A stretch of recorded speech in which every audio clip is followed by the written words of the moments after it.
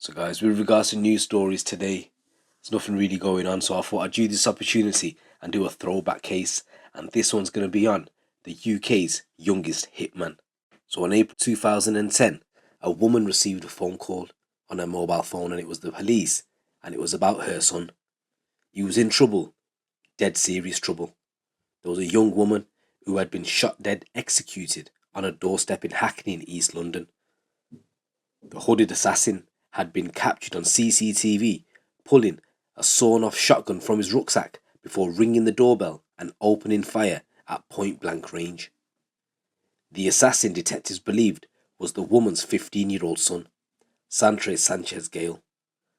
According to their inquiries, he had carried out the hit for £200, money he would later use to buy a Dolce & Gabbana beanie hat.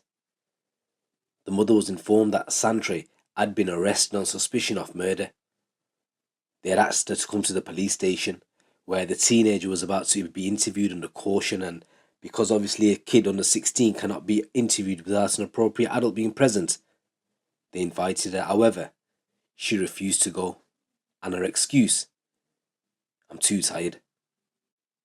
However, when she did eventually contact the police again, it was actually to complain that her front door had been kicked down when armed cops arrested her son.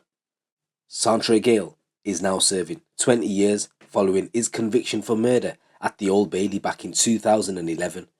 He is believed to be Britain's youngest contract killer. However, this is only part of the story.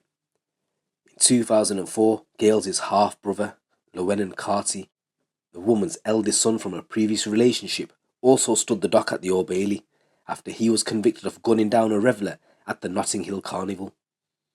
Carty was 23 at the time. The reason his victim had to die? He was perceived to have disrespected him. One mother, two sons who became killers, but it don't end there. Their cousin, Donnell Carty, also a convicted murderer. However, today though, the focus is going to be on Santre Gayle, believed to be Britain's youngest contract killer. At the time Gayle carried out his £200 hit, he was virtually living alone at a flat in Kensal Green. His mother was on the electoral roll, but she was very rarely there. For most of the time, Gayle was left to fend for himself. The flat that he was living in became a doss house for gang members. The void left by Gayle's mother had been filled by a very different kind of family. Gayle was a younger in the Kensal Green blood gang. Gayle's street name was Riot, and he more than lived up to that even before his arrest for murder. He had already been kicked out of school and had convictions for attempted robbery and a public order offence. And as I previously mentioned, at least 3 murders have been attributed within the same family. So the first one I mentioned, which happened at the Notting Hill Carnival, the killer had a Mac 10. His name was Llewellyn Carty, and the victim was a rival gang member, Lee Subaran. The second incident, which involved the cousin, happened in 2006.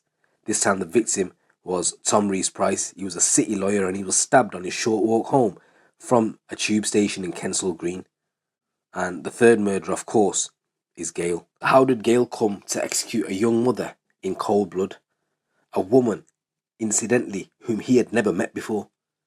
So the victim was a 26-year-old Turkish-born Gulistan Subasi.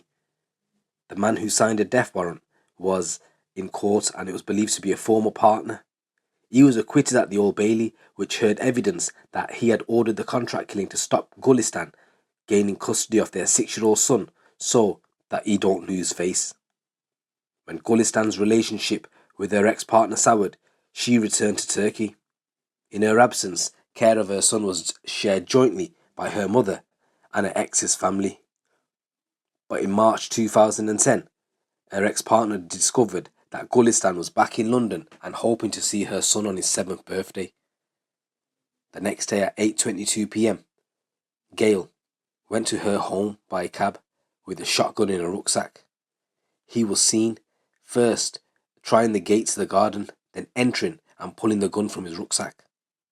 Although the metal gate over the doorway was locked, he fired through it as soon as Gulistan opened the door. The flash of the gun was caught on film and the figure was seen rushing from the scene. Police arrived to find Gulistan's mother cradling her daughter in a hallway. She had suffered a large gunshot wound to the chest and was declared dead shortly after 9 p.m. Following a murder, the boy was caught after boasting of the hit to another youth. He was apparently unfazed after being arrested and charged, telling a fellow prisoner in a note that the evidence they have on me is circumstantial, nothing forensic. So there was a middleman in this case also. He went by the name of Izak Billy, a senior figure in the Kensal Green blood gang, and he was sentenced to life imprisonment with the recommendation he serve at least 22 years for his part in Gulistan's murder. Izak Billy lived just around the corner from 15-year-old Gayle, and it was Billy who had apparently agreed to pay him £2,000 for carrying out the contract on Miss Gulistan's life. He double-crossed him and handed over just £200, and a source close to Gayle said he was just expendable cannon fodder. Even so, he might have got away with it if he hadn't made one fatal mistake. He boasted the hit to a friend.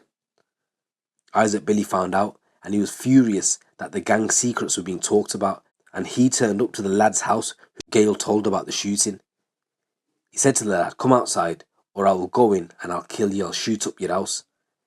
Terrified for his life, the man decided to go to the police and confess what he knew about the hit. He's now in hiding. Throughout the trial for murder, Gayle showed no remorse. In fact, he remained convinced there was not enough evidence to convict him.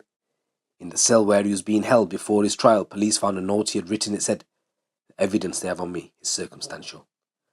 They only have the witness statement and the cell phone showing me in the general area. They have got CCTV at the scene, but you can't see anyone's face. They are trying to say I went the night before to scope the place, and I went back on myself the night." Gayle subsequently told the jury, "I am saying they ain't got anything on me that can prove I did it." However, he was wrong. He didn't count on the jury believing the testimony of his best friend who he told about the shooting. It would be difficult to imagine a more cold-blooded, merciless crime that happens on a doorstep in London. You know me, guys. I look at things from both angles. And Santre Gayle, he was only 15 years old at the time. He was still a boy, at least on paper. And many others, including his family who abandoned him to a life of crime, must also bear some responsibility for his actions. Was his mother there at the Old Bailey to witness her 15-year-old being sentenced to murder? No, she didn't attend a single day of her son's month-long trial. So guys, that was the case on a teenager believed to be Britain's youngest hitman, who was jailed for 20 years for shooting dead a young mother in a contract killing. Let me know what you think. It's your boy GT. Keep it locked, keep it real. Guys, if I can ask you a real big favour, if you can do, and if you already haven't, please click on the subscribe button and support the channel. I'd really appreciate it. Big love and respect going out to each and every one of you out there that supports me.